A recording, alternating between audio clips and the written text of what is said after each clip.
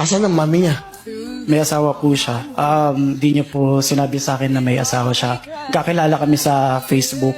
Tapos, ayun, nagkaroon kami ng ugnayan. Nasa abroad pa siya nung nagka-message kami. Tumuloy siya sa akin.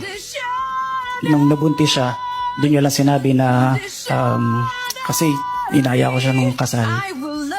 Sabi niya, hindi pwede. Sabi ko, bakit hindi pwede? Hindi pwede. Kung pwede ngang hindi mabuo tong batang to eh. Sabi ko, ipaliwanag mo sa akin. Gusto kong maintindihan. Bakit hindi pwede? Kaya ko naman panagutan. Magtatrabaho ko mabuti. Doon niya sinabi, may asawa siya. Meron na siyang 2 anak.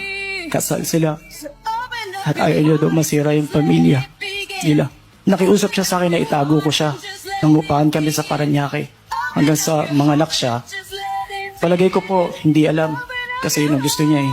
Huwag malaman. Binlock niya ako sa Facebook. Ang pinaka masakit, Will, nung pagkapanganak ni baby, halos ayaw niya hawakan.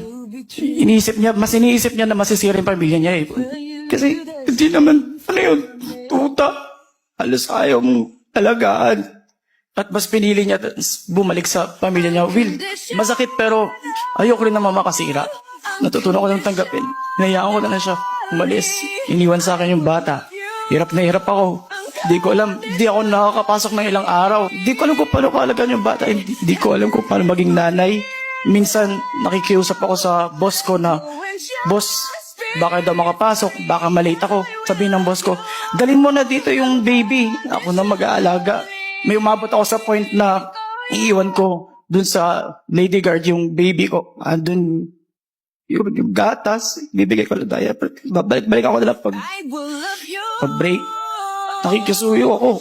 Minsan masakit sa dibdib kasi parang ako nag-iwan ng alagang aso.